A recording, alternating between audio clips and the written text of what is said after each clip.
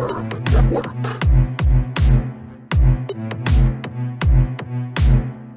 On War. Welcome to the Art of Wargaming on the Earworm Network. I am Yaga Malark. Today's episode is going to concern the matter of morale, an issue that we've touched on before in the past in relation to various generals and various writings, but this one is going to be specifically from kind of my own experience.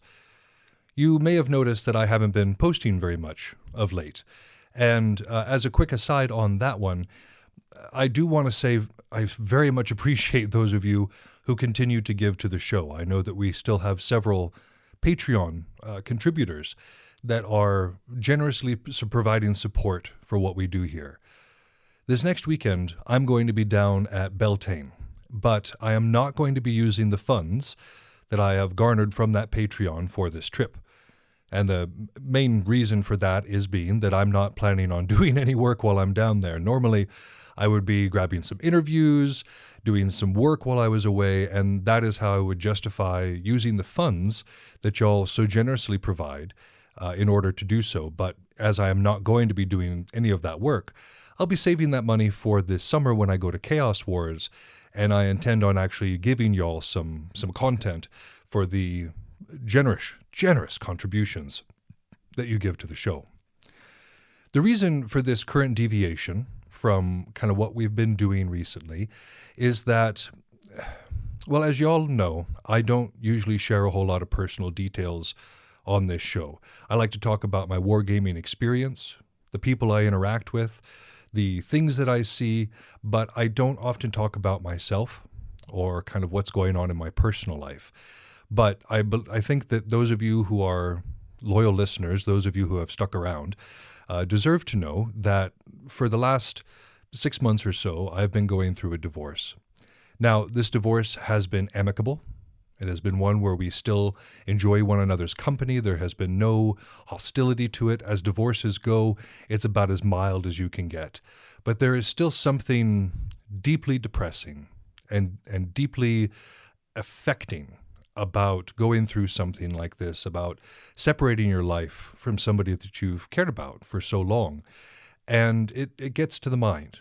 And so for today's episode, I wanted to talk about morale, a subject that I have been thinking quite a bit about for a little while now, and I had some thoughts that I wanted to share. So we're going to be taking a break from Clausewitz for just a moment to talk about this idea. I also wanted to let you all know that we are going to be transitioning away from the book model here in the near future. Those of you who have been followers of the show from the get-go know that we have typically done a book, and along with reading through that book together, we have kind of analyzed those details and looked at them within a modern wargaming perspective. But between you and me, that model has grown somewhat stale. And it may have been Clausewitz that broke me, but the idea of going through and trying to analyze somebody else's work constantly has become somewhat tedious. But I love this show. I love the work that we do here. So I want to continue putting out material for it. And to do this, I want to transition more into a topical idea. So for this one, I'll pick a topic, kind of like today, where I'm talking about morale. And I'll pull from several different sources and talk about what, let's say Napoleon or Frederick or the Byzantines or whomever say about morale. And so that's going to be kind of the model going forward. I still intend on finishing up with Clausewitz's On War. I know we just got to the offensive war section, so I don't want to disappoint anybody who's been waiting all those episodes in order to hear what this is going to say. But here in the near future, we're going to be transitioning in kind of a different idea, and I think that'll help keep it fresh for me. So I still want to put out this material because I do, and I want to engage in this particular work. It's meaningful to me, and I like y'all. So, in the near future, we're going to be transitioning to that model. I'm going to be talking a little bit about morale today, just as a general rule, and I appreciate y'all's patience with me. I know over the course of the last year, we haven't put out as much material as we normally do, and that has largely been on me. I've been learning editing, so that has taken a while. And then, of course, like I said, I've been going through this divorce, which has taken its toll on my mind. Just a combination of factors that have made this a difficult time period. But with all luck and all effort, we will hopefully be back to a regular recording schedule this summer, and I can start bringing you all the content that you deserve. So I appreciate your patience. I appreciate your support. And I look forward to sharing this episode with you on the subject of morale.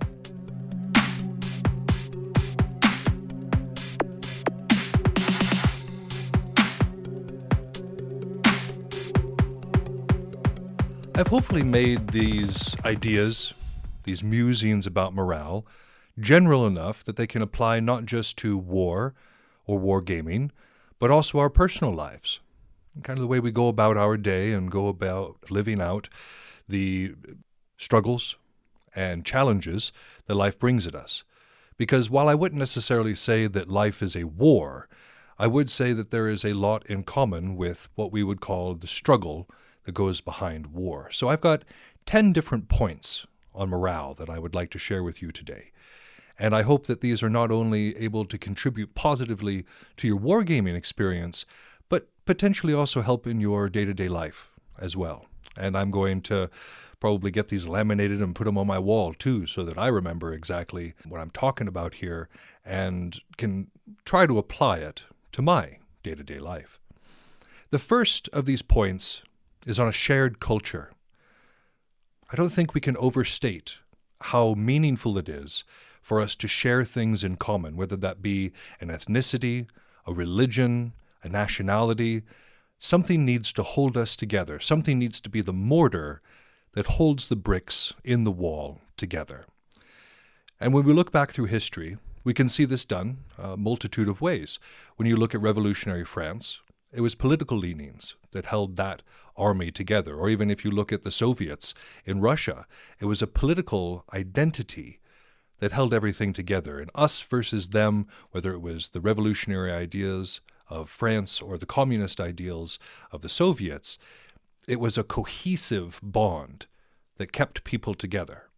And you can see this throughout the entire world, in many different places, in large conflicts between nation-sized armies and smaller conflicts between tribal-sized armies. Some sort of shared culture absolutely contributes to morale. It means that you and the soldier next to you have something that bonds you together, something that you can march forward with and know that you have in common. This is especially true also when it comes to our day-to-day life.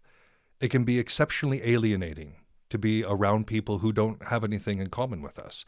It can be extremely isolating to have to socialize with folks who don't understand who we are or what we believe or what is important to us.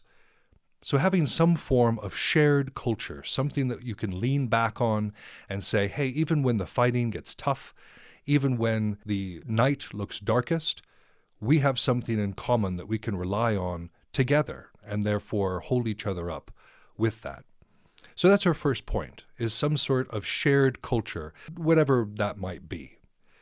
The second point is provisions. And this is one that I know we've touched on before several times, but I feel like it needs reiterating, particularly because my diet has gone all the way to heck over the past 6 months with what I've been dealing with. Provisions are very important. Making sure that the machine of war is well-oiled and well-fueled. This is something that cannot be overstated in terms of the paramount importance that it holds. And these provisions come in many different ways. The first, of course, is in terms of food. What kind of food are we eating? What kind of nutrients are we able to derive from it? An army on the march has far different needs than we do in our own private lives. When I was in the military, for instance, having an MRE was a great way to get through the day, because that's several thousand calories in one meal. And if you're out there doing a bunch of field work, if you're running, climbing, jumping, doing all the things that you do in the army, having that many calories is absolutely important and absolutely vital to continuing to function. However, if we are living in just our day-to-day life, if we are not nearly that active, which is where I'm at these days, that level of caloric intake is not going to do well for the physique. I've put on a little bit more weight than I'm comfortable with. And that has largely been related to my diet. And I've been eating a lot of fast food. I've been eating a lot of just kind of junk food, not having really good, nutritious things to feed upon. Whether we're on the march or whether we're in our day-to-day life, having good victuals, having good things to eat, things that are not going to just give us energy, but also nourish our bodies in the way that we absolutely need, is vital. Let's take a look at what's on the nutritional facts. How many vitamins is it giving us? Is it just straight carbohydrates? Is it just straight sugars? Is it something where we can get plenty of protein from? These are all really important things to know, because our inner health becomes our outer health. That which we take in becomes what we are. I know for my own part, I'm going to start to try to eat better because I know I feel better when I eat better and can function better in the world as a result. And another thing that I know a lot of gamers chafe at is what we're drinking. You've heard me say it before, and you're going to hear me say it at least a dozen more times. Water, folks. Water is what we should be drinking. And I am very happy that at least that is one habit that I have not gotten out of over the course of the last 6 months. Water is what we run on.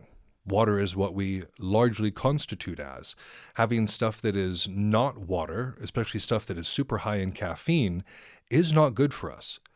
Not too long ago, I had a buddy who's actually a year or two younger than me who had a heart attack.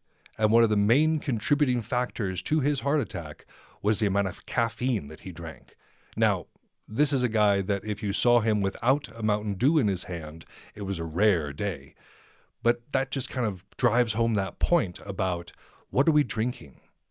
Because that's important, especially as we get older. How are we revitalizing our cells? How are we making sure that everything is moving and filtering and processing correctly inside? This is all due to water. And so I cannot overstate this fact. And I think that I've told the story before about when I was in basic training, I saw a guy die, like for real die, because of dehydration. Because he decided that on a hot South Carolina day in the middle of the summer, it wouldn't be a good idea to drink water as we were doing the obstacle course. And we got done with the obstacle course, and he was having a seizure on the side of the parking lot. And they took him away, and a couple weeks later, they informed us that he had gone into a coma and died. And it was due to the heat stroke that he had suffered largely by not drinking enough water. And I'll tell you, folks, we drank water for the rest of that cycle. Like we drained like gallons and gallons and gallons of water between all of us because that lesson had been driven home, not just through the drill sergeants telling us, not just through the manuals telling us, but through actual lived experience. So please drink water. Hydrate or dihydrate, I know, is one of the catchy slogans of our day and age, but it really is important. It really is something that we need to focus on. So the second point, provisions. Making sure that we're eating things that are good for us, that aren't going to slow us down, that are giving us plenty of vitamins and minerals and protein without giving us a lot of the sugars and carbs that may detract from our overall health. And then making sure that whatever we're drinking is largely water. That's not to say that you can't have some coffee from time to time. It's not to say you can't even have soda pop from time to time. It's just to say that we should mostly be drinking water. And I know you've heard me lecture on that before, so I won't go into it anymore right here. Our third point is that of meaningful rest. Now, what do I mean by meaningful rest? Because oftentimes when we think of rest, it could even just be sitting around the house, playing some video games, doing something that is just not super active or super motion-oriented. But this isn't necessarily meaningful rest. There are many times where I have been watching YouTube or playing video games and have gotten kind of worked up because of one thing or another. I've gotten really excited about something I've been doing in Civilization and get really focused and kind of rigid in the body as I'm leaned forward in my chair, making the best decisions and getting really into what I'm doing. And there's also just letting yourself go, he says, looking down at his midriff. So meaningful rest is rest that has a meaning and has something particularly restorative about it. Sleep is good. Too much sleep can make us slothful. It can add into our depression. And so even sleep may detract from meaningful rest. So how do we get this meaningful rest? Well, we do so with a purpose. We do so not just because we're bored and that's what we're going to do, or just because we're tired and so we're going to find something to do with our time that might actually take more energy than just doing something meaningful.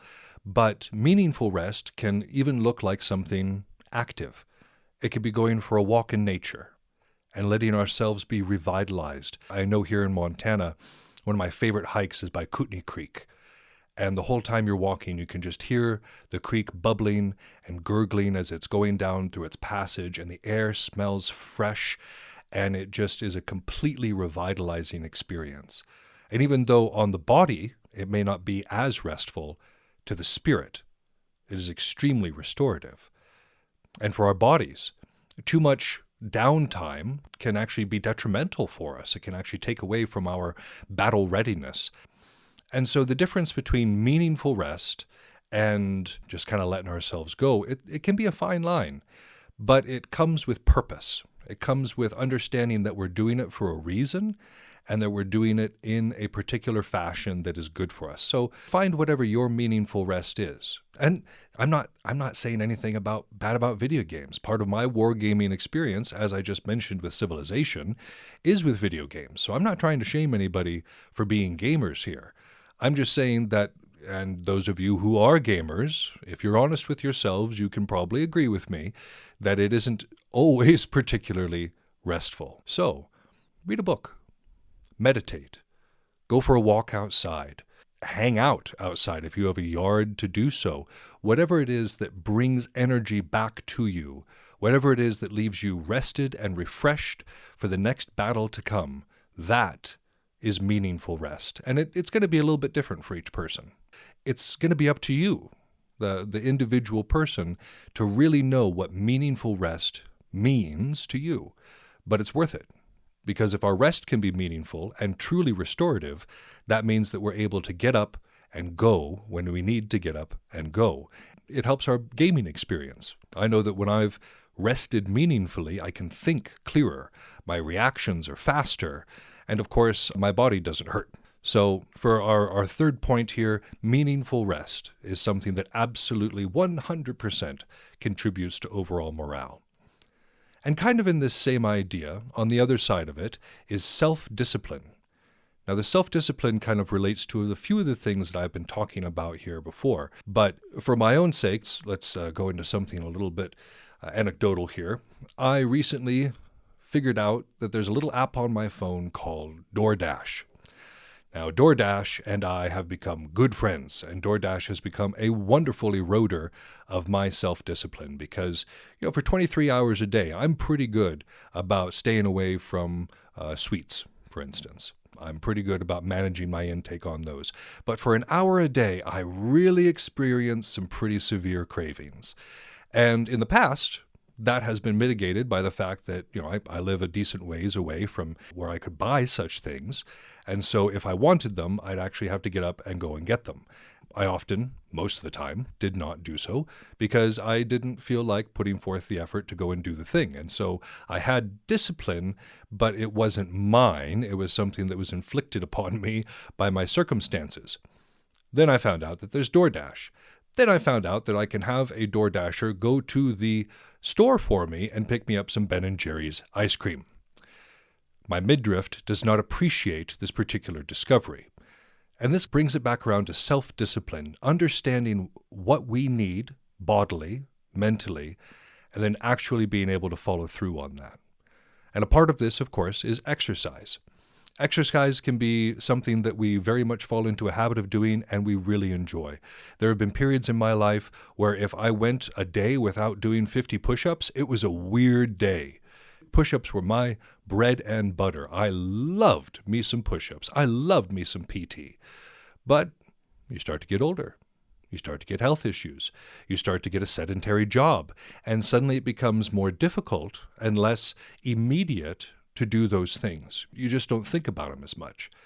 So it takes discipline in order to follow through on that. I've started to get older and my body started to have different problems. And I'm working with a physical therapist on a way to determine how I can exercise without hurting myself going forward. So that's not a detrimental thing to me, but that still involves discipline. I know that meditating is of vital importance to my mental health. I notice if I have or haven't done it. Now, is it more compelling to do so than to play one of my video games, for instance? No, it often isn't. But that video game isn't going to give me the same wellness that even taking that 20 minutes to go and meditate will. And so that takes discipline. It takes discipline to move away from that which we know that we want and go towards that which may not be as immediately gratifying, but is something that we truly need. So staying away from things that we know are bad for us and engaging with things that we know are good for us, particularly in the context of this show, stuff that helps us be more battle game ready. And if we're doing something like Warhammer 40K, that discipline might be making sure that we're keeping up with the new rules that are coming out and making sure that we're staying up with some of the analysis that's coming out from the tournaments, which can be sometimes tedious to keep up with. If we're doing a physical war game like Belagarth, that can mean staying in shape, exercising, eating right, even when those around us might not be doing so, and even when the tendency that we might feel may lead us away from doing so. So self-discipline is vital for morale because not only does it get us into a better place physically or mentally, being in that place just makes us feel better about ourselves.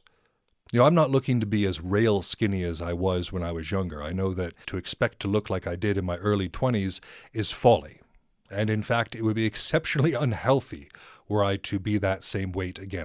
So having that expectation from my self-discipline would only lead to disappointment. But I still absolutely could be in better shape. I absolutely could be taking better care of myself. And I know that my wargaming, both in terms of 40K and in terms of Belagarth, would improve by doing so. The Belagarth is pretty self-explanatory. Being in better shape means that you can fight longer without hurting yourself. Yeah, pretty duh. But what about something like 40K, which you're not, running around hitting your friends? Well, I've got a bad back, which means that if I'm not taking care of my core, if I'm not keeping myself strong there, it is far easier for me to throw my back out doing something silly like moving models around on a board. So even staying in good shape for something like that is extremely important if we want to have the longevity to enjoy ourselves and to enjoy ourselves for longer. In summary, self-discipline, while at the time may kind of suck, in the long term isn't just going to make us better wargamers, but is going to make us better versions of ourselves that we like. Number 5 is another form of discipline, but this is military discipline.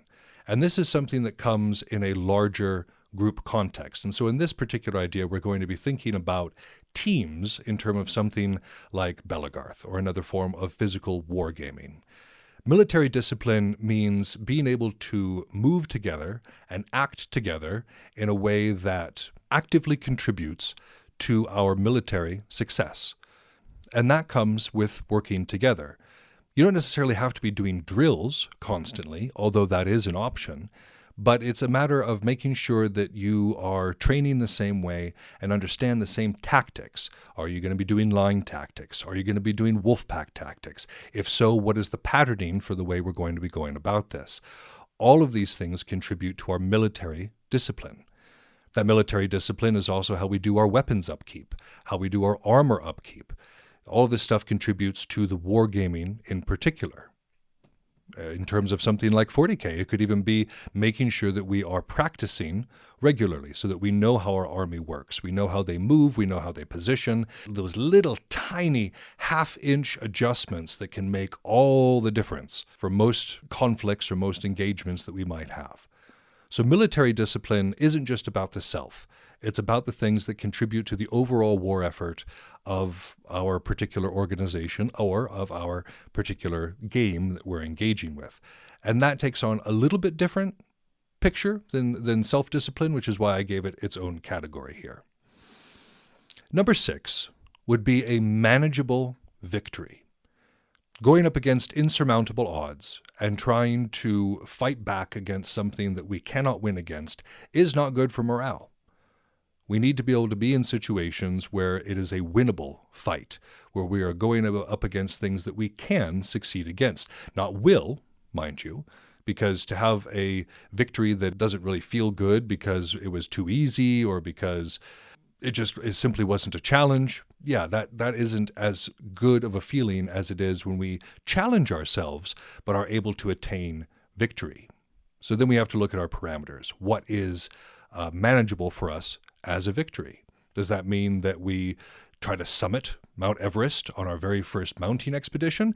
Probably not. That's going to lead to some extreme disappointment in ourselves because of the standard that we wanted to hit, but it was so far away from us that there was no possible way we could do it.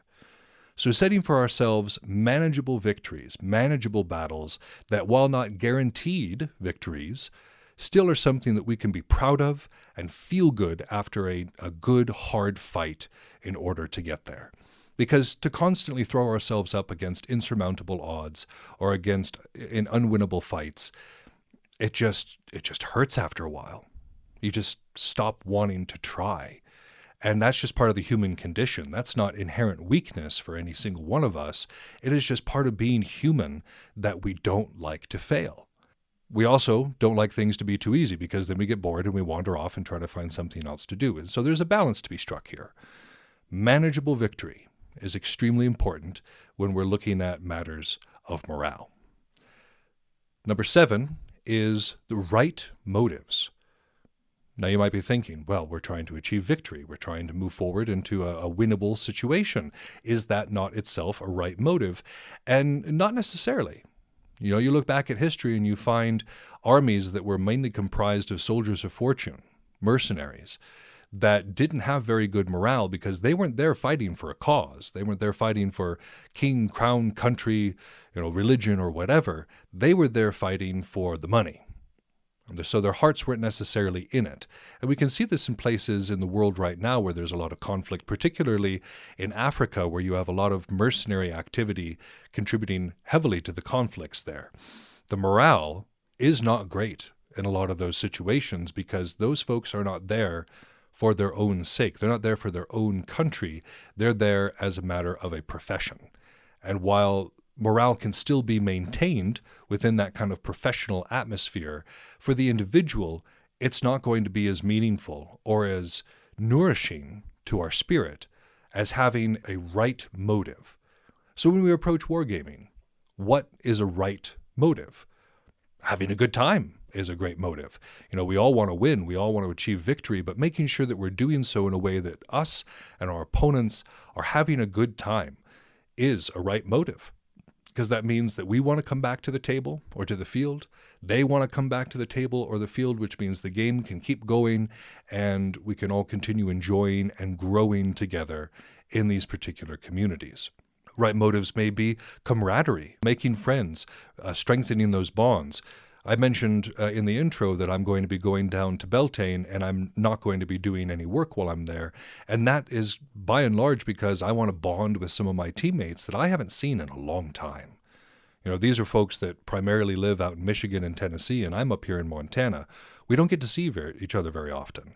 And so I want to make sure that I have the time to really bond with them. That's my motive for going down there, is a team bonding exercise over consensual violence, if you will. So there's a lot of ways that we can think about a right motive and how we can kind of move towards a victory that has a right motive and that will then contribute to our overall morale. Because a negative motive doesn't make us feel good about ourselves or about the conflict. So having those right motives do make us feel good about ourselves and about whatever conflict we might be in. Kind of in that same idea of camaraderie, our 8th point is that of support. No one fights alone. No one lives alone. No one exists alone. We ourselves, as human creatures, because I assume that our primary listeners on this channel are humans, though there might be some penguins in the Marshall Islands who have started brushing up on their military tactics. But those of us who are human, we rely on one another for everything, for our material goods, for our day-to-day life, for our services. Everything we do, we rely on other people for in some way or another. And war is absolutely that way. When we look at logistical support, for instance, when we're speaking about real war, 90% of military activity is logistics, making sure that troops and provisions and munitions are getting where they need to be when they need to be there. That support is vital for the war effort. But we ourselves as individuals are no different. We need to make sure that we have a good circle of some sort, whether those are family or friends or a social group of some sort, where we have that kind of support, where we're able to be built up. And when we fall down, people are able to help us back up. This is of paramount importance when we're looking at actual maintaining of a war effort, even if that war is life itself. And in wargaming, it's no different. When I'm doing my assembly, for instance, I have terrible fine motor control. And so I have my buddy, Turkey Feathers, who you guys have heard on the show several times. He helps me out with my painting. Through his support, I have amazing looking armies that I'm able to go and play. You know, there's folks throughout Belagarth who are either leather workers or metal workers or foam smiths or artists. And all of these folks help each other, support one another, and make everybody just look a little bit better or function a little bit better on the field. Those systems of support make it a good time for everyone. Can we all do it completely on our own? Maybe. Depends on the situation. Depends on the conflict. But for the most part, we do rely on one another. So making sure that we have those systems and that we're contributing to those systems as well, because just making sure that we have support isn't enough. We also have to be supportive for one another. And that's one of the things I think people miss out on. They want folks to be there for them in their life, but they're not willing to show up necessarily in somebody else's life. We have to make sure that we are there to support other people as well. Because if we are supporting and we are supported, then we are going to be in a much better position in terms of morale. This may be one of the biggest contributing factors when it comes to morale, not just in real war, not just in wargaming, but also in our day-to-day lives. Our ninth point on morale is that of clarity of mission. Muddling around, not knowing what we're doing or why we're doing it, can really fog the mind. It can really weigh down the spirit so that even the normal things in life start to seem insurmountable because we don't know the way forward. We don't have a clear sense of mission. You know, for something like wargaming, this can be relatively easy. If we're playing Warhammer 40k, for instance, there are literal objectives on the board, and there are cards that we're drawing for those objectives. That's how we score points. We know exactly what our mission is. It's easy to maintain clarity there. And very much the same if you're doing something like Belagarth. I know that the mission type, or the game type, as it were, kind of governs your context within it. Are we doing stand and deliver, where it's basically just kill the other people without being killed? Okay, are we doing kill the king? I know that I still want to be against everybody over there, but there's one person in particular I'm going after.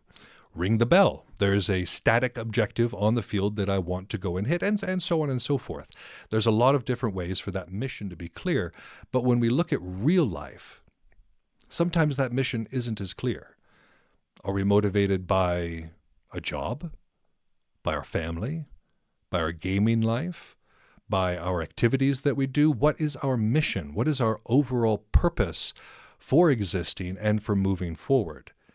If we lack this, if we lack any sense of purpose, that is exceptionally detrimental to morale. In real war terms, we need look no further than World War I, where the majority of the troops sat waiting in trenches for their time to go up over the top and pointlessly die in no man's land. Morale was absolutely terrible during that war for those who had to dwell in those trenches because they didn't know why they were there. There was no clear objective. There was no clear way of moving forward. It was just, all right, I'm going to sit here and be shelled until I go up over the top and die. There is no morale in that. You don't feel good. And life shells us sometimes. Sometimes we just get the artillery barrage that will not stop. And if we're looking out over no man's land and we don't see the purpose for our mission, it can be exceptionally disheartening. But unlike military activities and unlike wargaming, in our actual lives, we often have to set those goals for ourselves. We have to know what our mission is. So what is it that motivates you? Is it wanting to be better at wargaming? Is it wanting to be a better member of your family, a better worker at your job, a better participant in whatever community you might be a part of? What is your mission? What is your purpose? Because that gives meaning to all the rest of this. It can be really hard to apply any of the rest of the things that we've talked about so far in this episode to our lives if we do not have clarity of our mission. And so this is something I ask you to sit with, because I can't tell you. Sitting up here in my mountaintop studio in Montana, I know that you are spread out all over the world. I have no idea what your lives look like. I have no idea what artillery barrages you are currently suffering under. But I can tell you that if you know what the mission is, if you can gaze out over the field and know where victory lies, that can make the artillery manageable. So clarity of mission is our point number 9. And then all of this put together can help support our 10th part of morale, which is willpower. Willpower alone is often not enough to simply exist in this world. We need the rest of these things as well. But willpower is the cap on top of all of this. It is what makes the rest of it move forward. If we have a shared culture, if we have our provisions, if we are well rested in a meaningful way, if we have self and military discipline, if we are working towards a manageable victory with the right motives, and we have support and we have clarity of mission, all that remains then is willpower. And this is something that comes from within. It cannot be taught. Folks like Miyamoto Musashi would say there are some things about this that simply cannot be taught, and willpower is one of those. And I'm not saying that some people have it and some people don't, because that would be fatalistic to those people who may not possess very much at the time, to say, well, if you don't have willpower, you never will. That's not true. That's not true at all. But the rest of these things, for them to function, willpower needs to be there. But for willpower to function, the rest of these things need to be there as well. So it is kind of a loop, as it were, a self-feeding loop, where if we get some of these things in order, it helps us get other things in order, which then leads to more things. And eventually, if we're clicking with enough of these points, we can actually work toward an effective point of morale. And as we know, morale wins battles. Morale wins wars. There have been many times throughout history when armies of significantly larger size or training or provision were able to be overcome by a smaller force that was heavily, heavily motivated. Let's think back to the French Revolution and those many times in the very beginning when the Revolutionary Army overwhelmed their opponents, not because they were better trained, because good Lord they weren't. Not because they were better armed, because good Lord they were not. They were motivated. They wanted to be there. They believed in what they were doing, and they were willing to put every absolute inch of themselves into accomplishing what they wanted to accomplish. Let's be like those revolutionaries in the French Revolutionary War, not necessarily cutting people's heads off or all those political motivations, but looking at their motivation, looking at the energy that they brought to their lives and to the battlefield. Let's aim for that. Those are the thoughts I leave you with, and I appreciate you listening today. And I appreciate your patience in this journey. I hope to, like I said, continue to put out good material. And we're going to be doing stuff a little bit more like this, where it's kind of a conglomerate of various ideas getting slammed together into something that hopefully is applicable to what we got going on in war, or for wargaming, or in our own lives. I charge you today to go out and figure out what motivates you. Where might you be lacking on this particular list? And what steps can you do in order to shore yourself up for the battle to come?